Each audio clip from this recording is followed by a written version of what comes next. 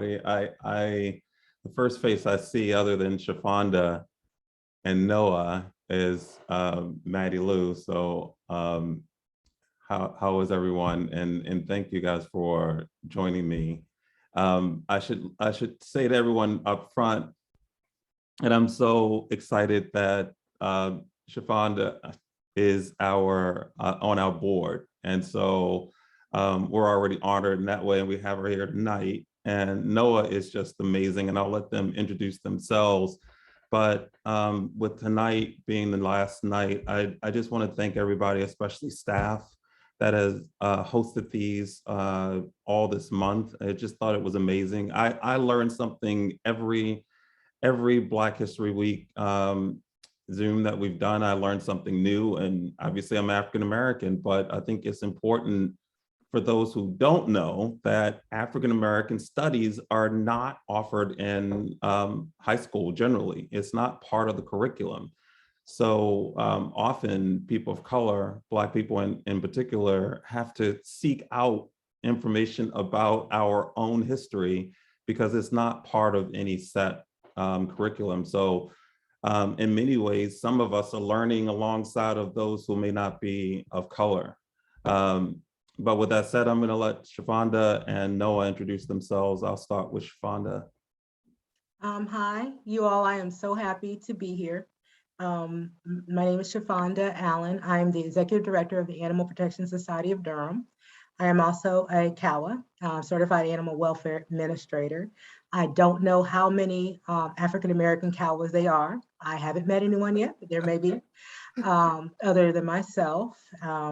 I love this field. I've been here a long time. I love CARE. It's my first time sort of meeting my own tribe. And as I was saying, and I say my own tribe, so many people I can just be myself with. Everyone here of every different race, is that I speak in a lot of places, but this is the only place I'm just going to show y'all that I went and changed from my executive director wear to my Black History is American History shirt.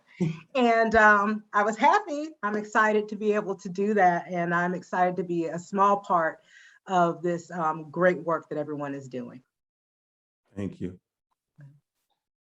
I'm Noah, and I'm super excited to be here too. I remember James and Jennifer invited me last year during this time to talk with CARE, and absolutely loved it. It was awesome to connect with you guys. So it's good to see you guys again. I'm 25. I'm from Cleveland, Ohio, and I'm more on the internet side for animal advocacy. Managed to build a platform thanks to my 2 dogs. And it's funny, I was in digital marketing for all these years, and you try these different techniques to build a platform for my clients. Then one day during COVID, we were shut down, and I posted a video of, then I just had 1 dog, and I posted a picture of Milo, a video of Milo, start blowing up, just blowing up. I'm like, this whole time that was a recipe. Get a cute dog. Yeah. And so I started showing our relationship through the internet and being open about mental health and being open about social justice. And we were able to build our platform to a point now where I feel like every day, I'm connecting with different people and making a difference. And just in June, I was able to go full-time for myself, working digital marketing and picking up clients, and then doing awesome podcasts and Zooms like this, talking about mental health and just how we don't need more Black people in the animal world. We're already there. We're just very misrepresented. And we're out here. Like we're not just discovering animals. I promise. we love animals. We just haven't been getting that representation. So I'm very happy to be here. Okay, done. Let's go eat. Yeah, right. That's exactly right. I love that you bring that up, that we are here. There's so many people after starting CARE that I've met because the spaces I was in before just did not include people of color. You go to these conferences or expos or what have you, and there's great information there. There are great people there, but there are no people of color. And so I'm so excited that both of you are here.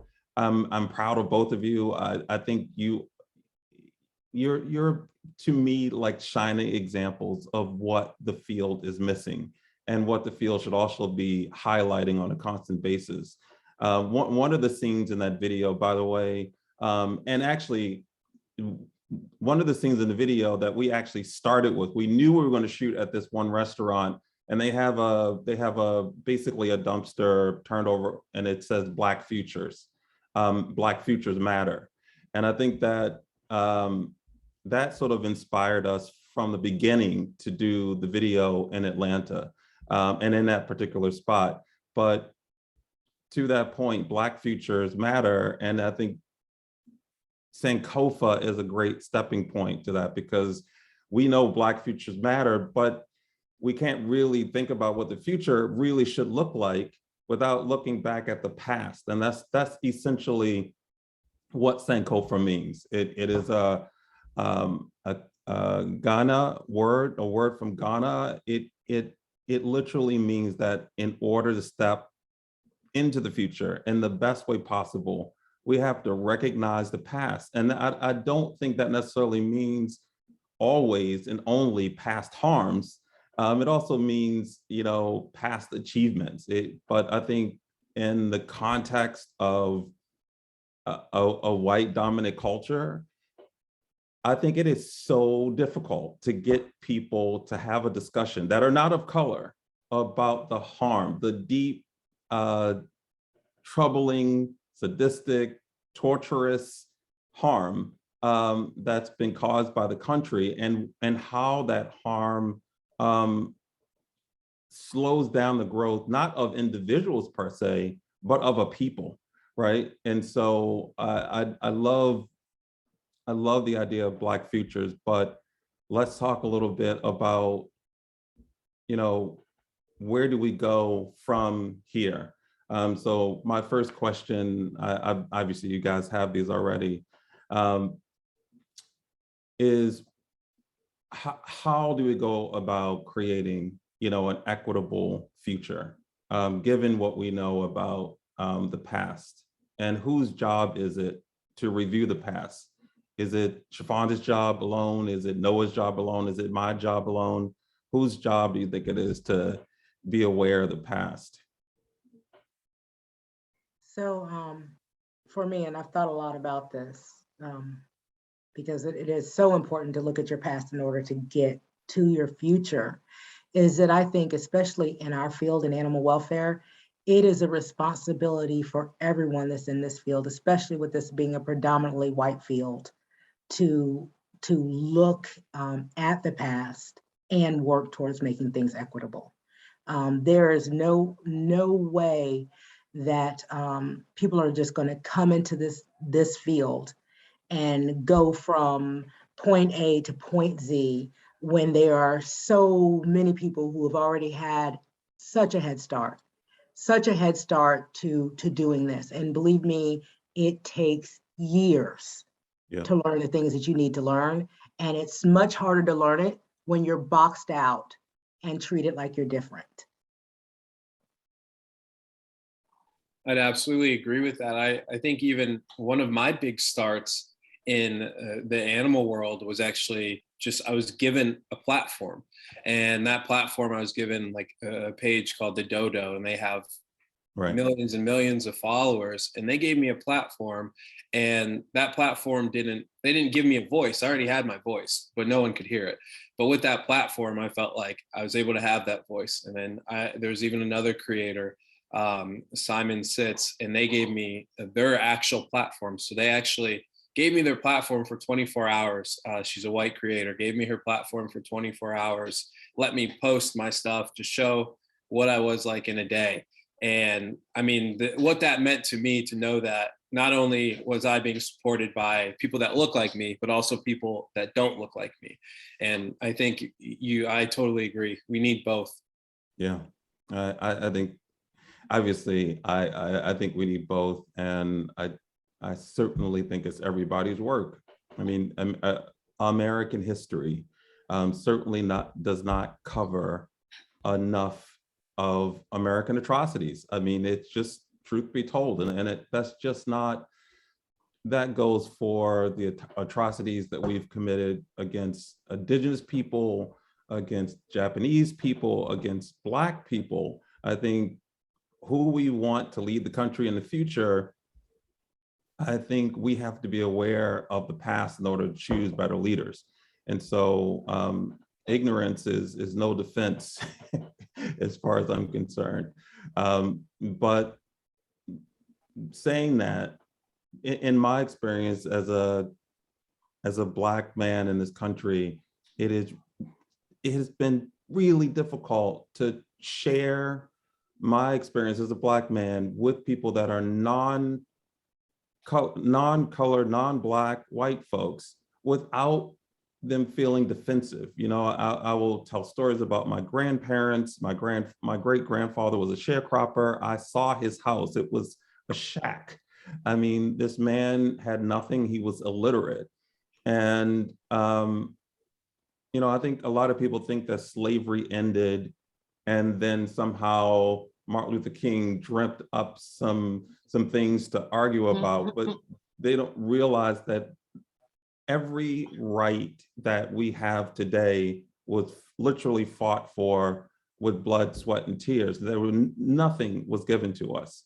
And even if those things that were provided, the system is constantly eroding on those rights, and including today where voting rights acts are being repealed all over the country.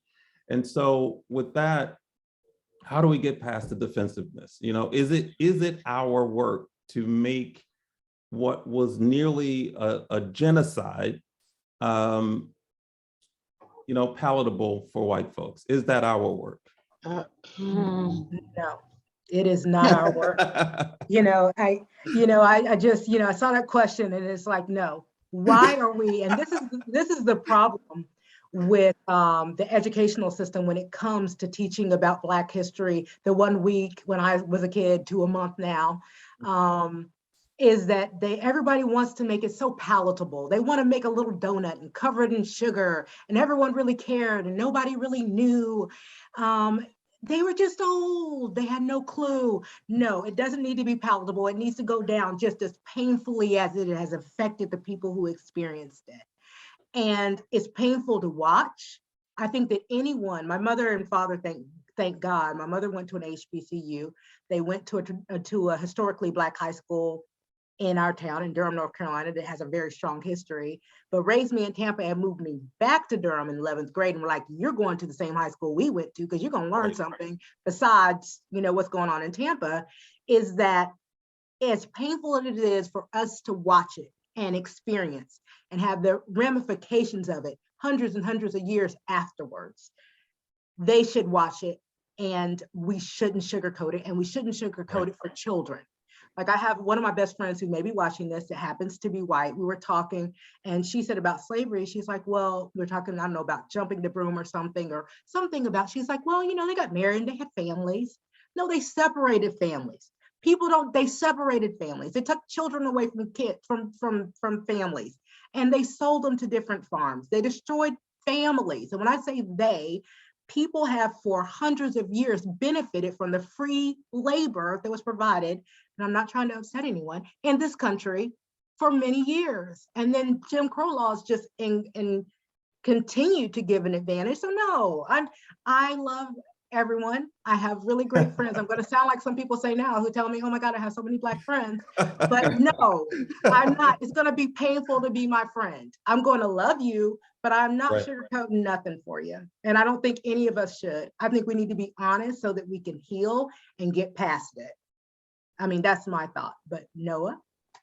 Oh, yeah, let me follow that up. That was incredible. I know, right? I love that.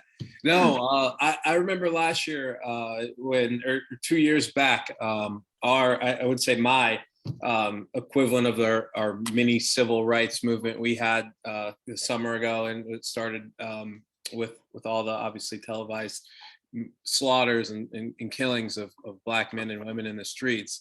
And I remember just the phrase Black Lives Matter upset so many people that didn't look like me.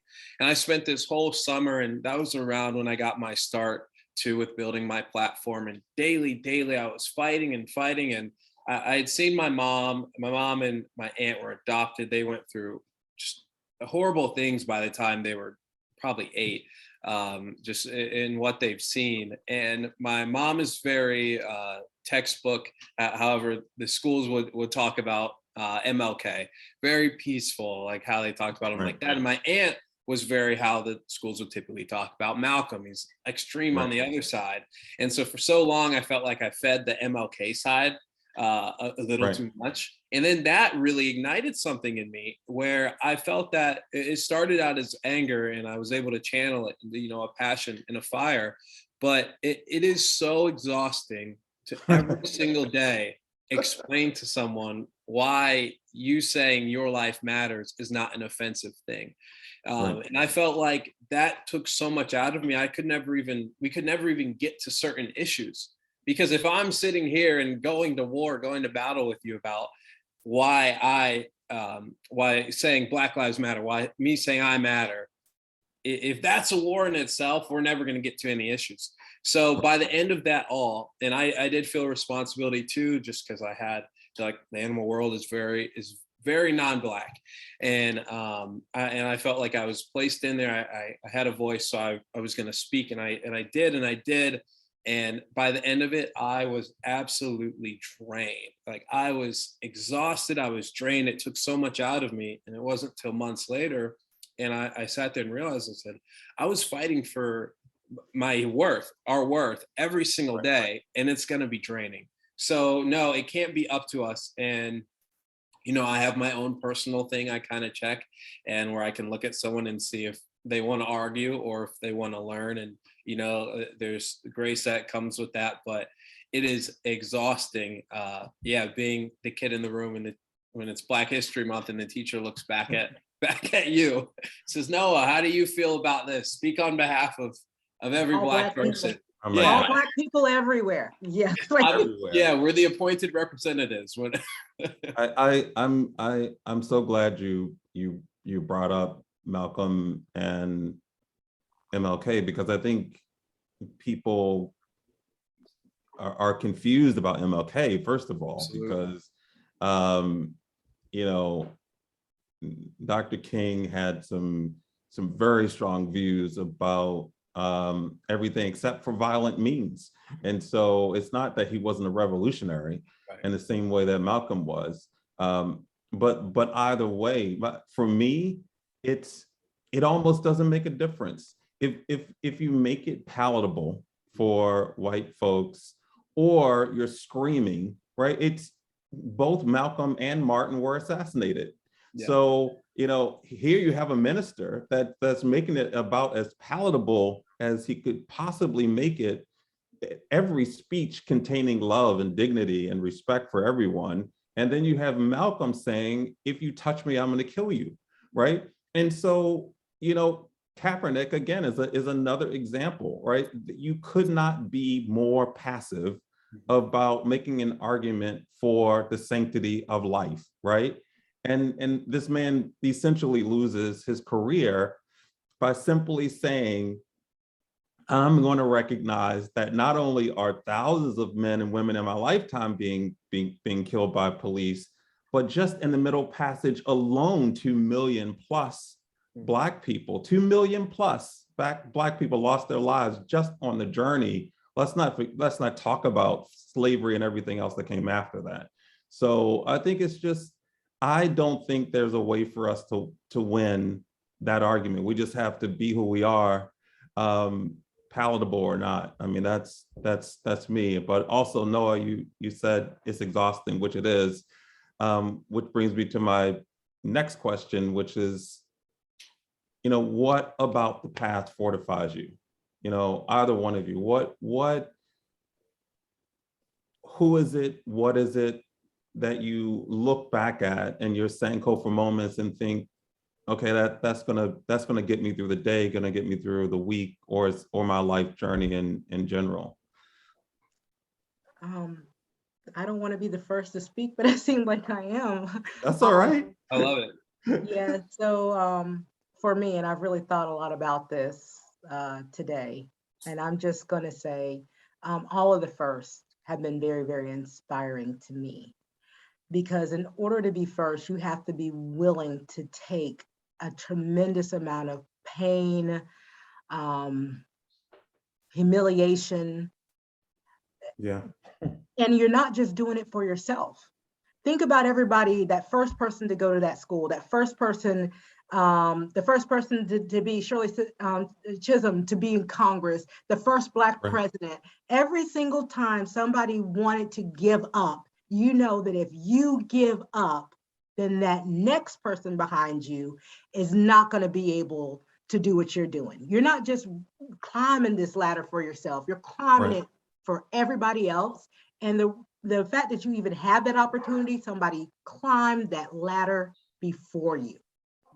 Like for That's instance, Sankofa. my grandmother cleaned houses. She was a widow in the 40s, born in 1914, cleaned houses and was able to send 3 kids to school. 3 kids to school who in turn ended up making me and my cousins, who have all been able to just grow a little bit harder. So getting on your knees and scrubbing someone's floor and not being able to use their bathrooms and not being able to take care of your own children because you're taking care of somebody else's children, making God knows what. Those are the women and men that I look at who have gotten us where we are now. We still have a lot further to go, but if it wasn't for those people who made it through the Middle Passage, that made it through those horrible times, that made it through cleaning up after people who didn't appreciate the humanity of, Right. anyway, I could go on, but I will not. But all of the first and all of the people who sacrificed for me, that they were willing to die so that I could vote. All of those people. Yeah, so. Absolutely. I literally the same thing. I remember right after COVID had shut us down, I was managing gyms at the time, and I was very, like I said, proactive. I led like a workout in my gym where we did basically where we're kneeling on our knees, and then we would stand up to a squat, just repeatedly going from our knees to a squat for, I think, 8 minutes and 47 seconds, the amount of time that Derek Chauvin had his knee on George Floyd's neck, just to show how long of a time that was. And long story short, the company picked it up, and I got placed on a diversity and inclusion board for this chain of gyms. And then the owner of the gym I was at placed me on the board, but wouldn't allow me to wear a Black Lives Matter mask, which there's so many things wrong with that, which I won't go into. But I remember telling my mom, and I said, I'm not going to stop wearing the mask. I refuse to just, give something like that up. And she's very more reserved. And something that just clicked to me, and I was like, I'm not going to sacrifice the things you had to sacrifice, you did, so I wouldn't have to. So I can be more bold. So the things that my mother went through, my aunt went through, my grandparents went through, I look at that and I'm like, you sacrificed, you went through that. Not necessarily, I mean, it was noble and brave, but you almost had no choice, like you were saying, to get me to where I'm at now. So I'm going to be even more bold. I'm going to be twice as bold because you went through what you went through.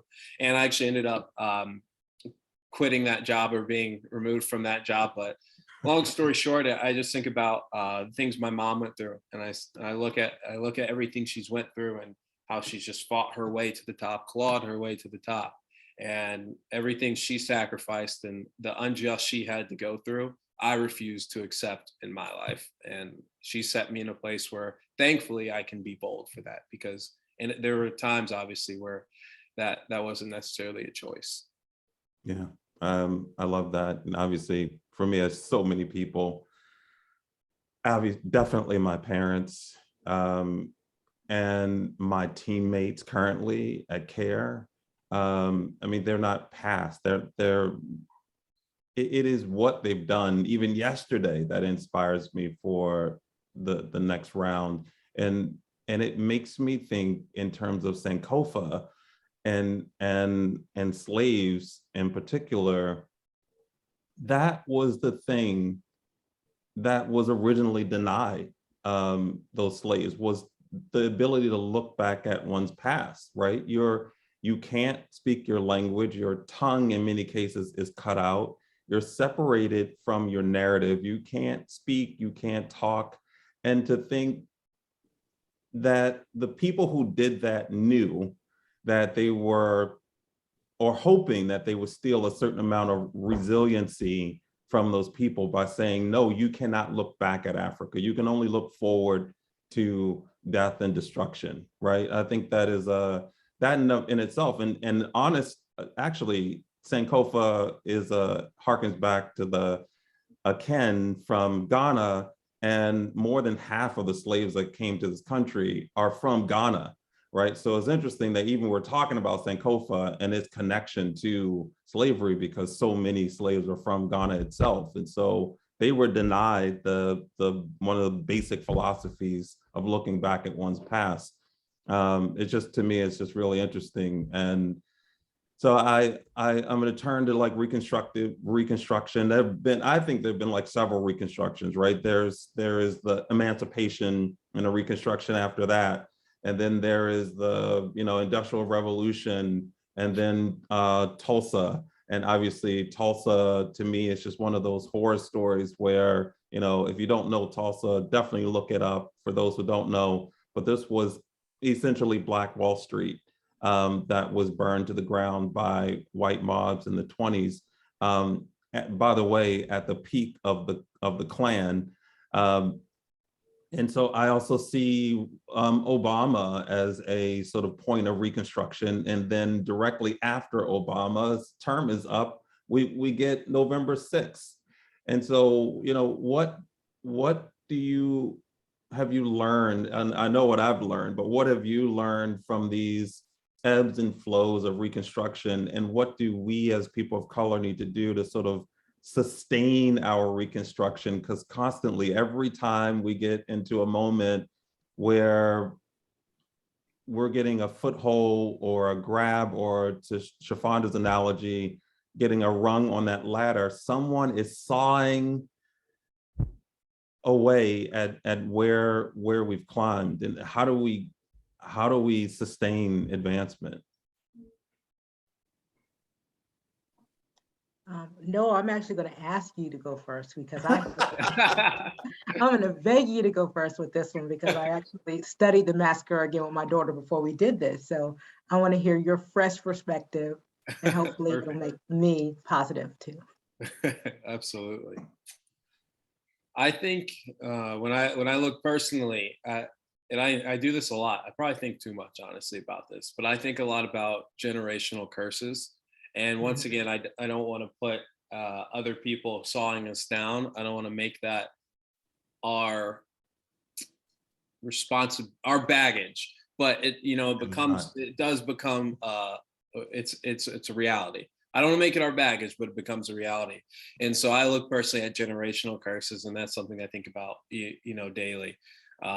And then just in that too, I look at, I've been able to do so much with the youth, and I think that is such an important thing. And I remember when I was in, I think I was in seventh grade, I just started playing a very non-Black sport of lacrosse. It actually originated with the natives, but it's predominantly white sport.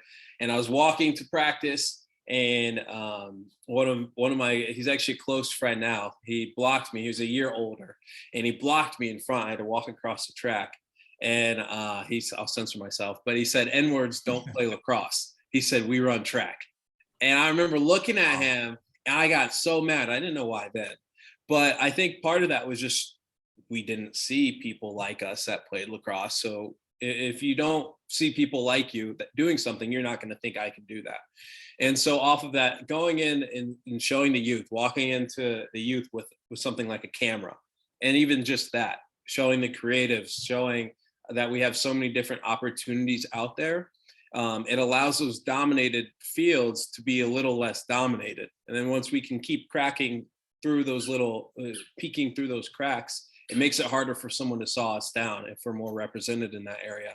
And if we keep fighting for that. So for me personally, When I just look at, it feels like we take 5 steps forward and then get thrown 10 back sometimes. Right. I just keep looking, one, to the youth, but just to my own sphere. Like, how can I break into something new? This winter, I just started out with snowboarding, just because it was something that I hadn't seen anyone like me who had snowboarded. And I didn't like that. And I always think back to my friend Dwight saying that, what he said to me walking across the track. And it's just constantly breaking out of there. And if we don't stereotypically do something, let's change that, or at least just show that we can, in fact, do that. Absolutely. So with me studying Reconstruction and the things that happened after, and looking at the backlash from success. Yeah. One thing that we need to keep in mind, everyone who is a BIPOC leader, or hoping to one day be a BIPOC leader, or hoping to one day just be at the top of anything you do, just know that there are some people that are threatened by success. And that's why we have situations of the first Black Wall Street being burnt down. That's why we have the situation in our own community where we had a very thriving Black successful community where they built a highway directly through it. Is that there is something that's threatening. And I just want to make this as clear as I possibly can. Not all white people are the same as not all Black people are the same. We need to embrace that. We all have very different, even though many of us have similar histories and share very similar pain, we have different backgrounds. So you're going to have your fans that are not BIPOC people that are going to push you and protect you. And I say, take those people around you, welcome them into your group, because you're going to need them, because there are going to be people that are threatened by your success and your strength. And we saw that from the backlash of Barack Obama. We saw that from Tulsa. We've seen that from any Reconstruction period, that there always seems to be this pendulum. And I don't think it's taking 5 steps forward and 10 steps back, but we just need to think strategically as we build things, that we build people around us that will support us and nurture us and understand what we're going through. The person you want in your circle is not the person that says, oh yeah, that was 100 years ago. The person you want in your corner is that person that doesn't look like you, who has ears and eyes out there and knows, hey, look, girl, they're coming for you. I just want you to know there was a little puppy, nothing happened, but it's become this big thing. That's who you want in your corner, because we are smart, we are strong, we have proven to be able to make it through anything. But we've got to find a way to keep that ladder going. And I think that's by building this huge village of people who feel the same way we do, because a lot of people do. I could not agree with both of you more, by the way. But I will add that both of you are describing mostly what our work is. And I think that has been our work. But I would say the work of white folks in particular, particularly those white folks that call themselves or want to be allies, right? I think it's their work to invest in our Black Wall Street, right?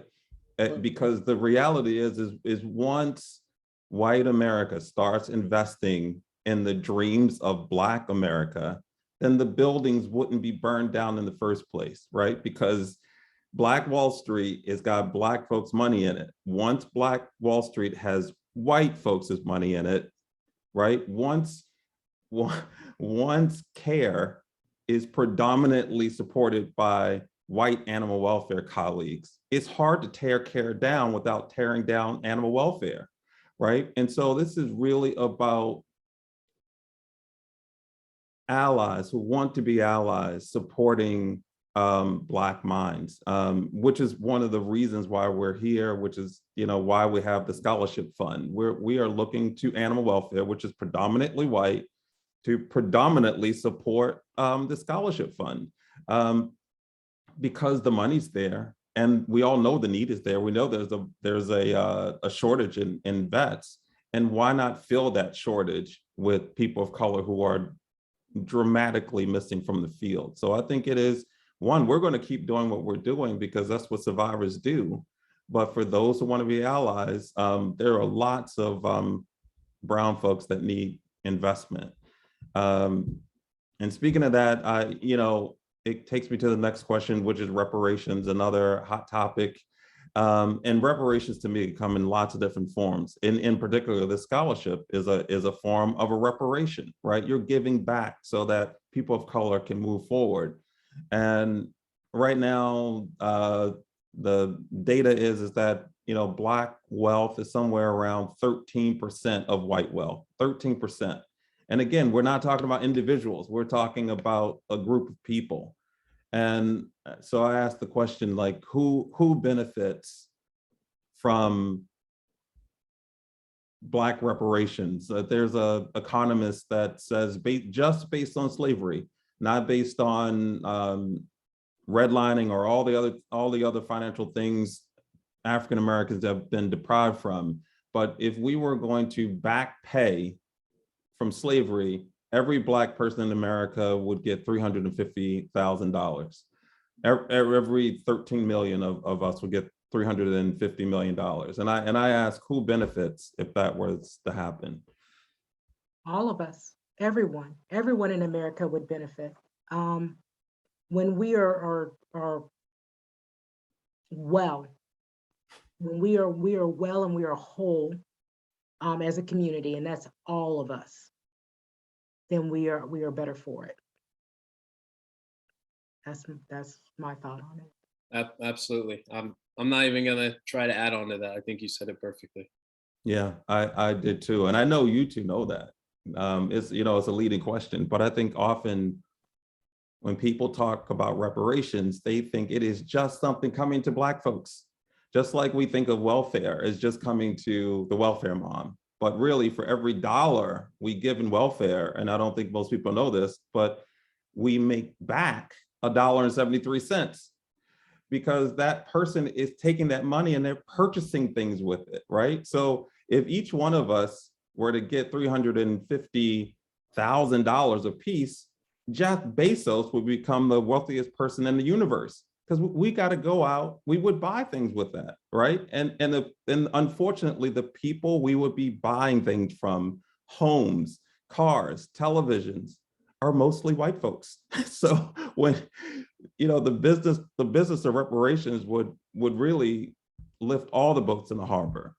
So I'm going to skip the question about because I think we covered sort of our legacy makers, but I am going to skip to, this is another form of reparations, I think, too, is what do you expect from your allies, like the people in this field who are mostly white, mostly women, who sit next to us every day. Some of them are on this call, some of them are our donors, some of them are not, and some of them are I think quietly cheering for us on the sidelines. But what do you expect from those who want to be or consider themselves allies?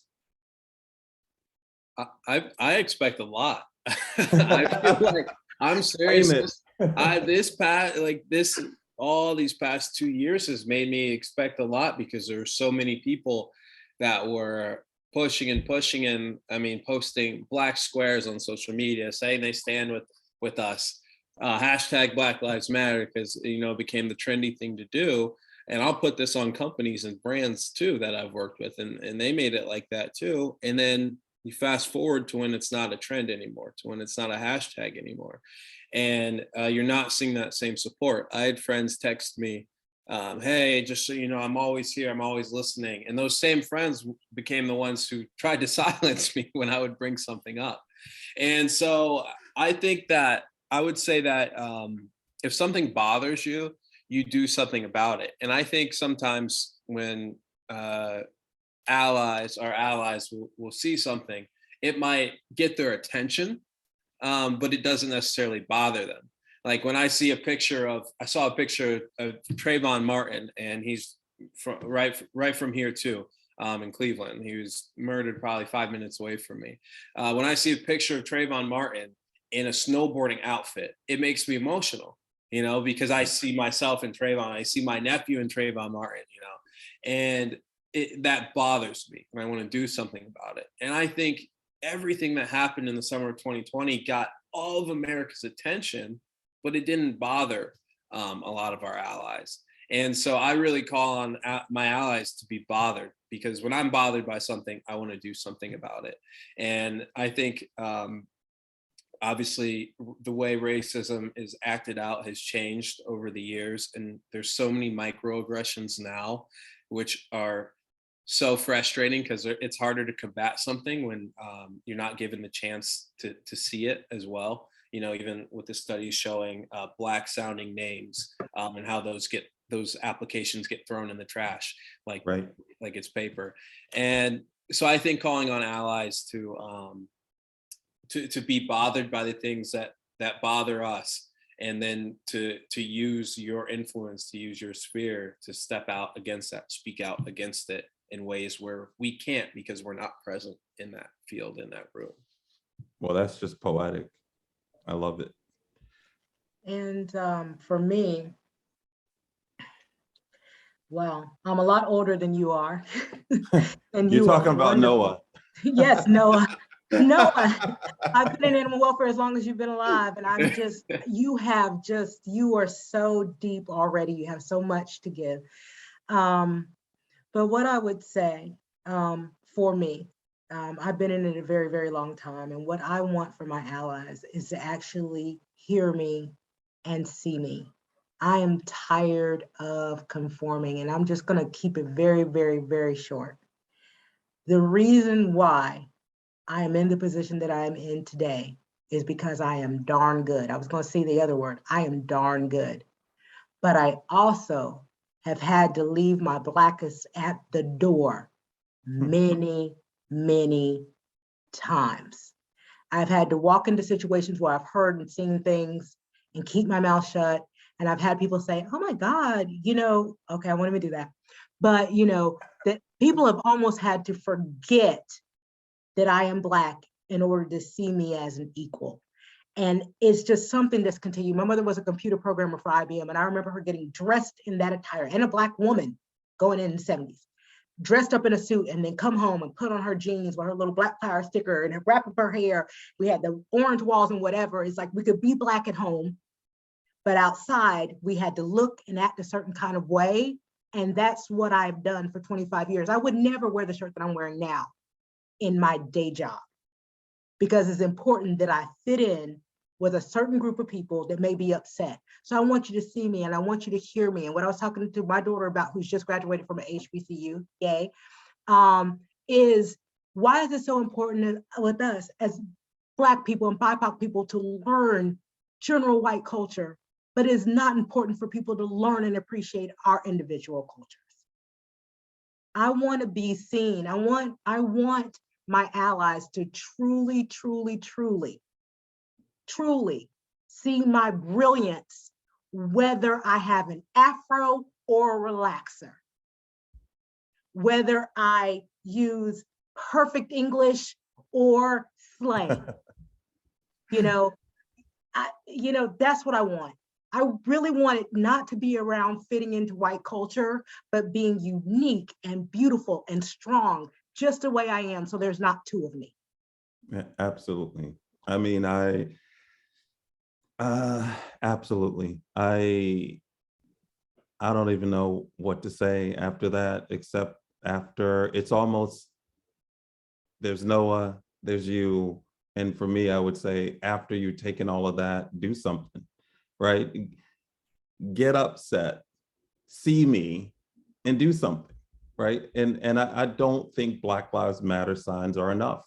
You know, if my house is on fire, don't put up a sign that says the house next to me is on fire. Put the damn fire out. You know, so it's like that to me is just not enough. It's not enough.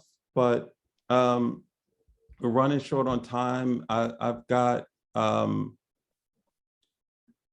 I do want to say that there's so many people, including our donors, like Maddie's Fund and PetSmart Charities, and Life O'Reilly, but my background, I don't know if you can see it, as a bunch of names. These are all the names of individual donors, not all of them, but many, many of them. And to me, these people see us.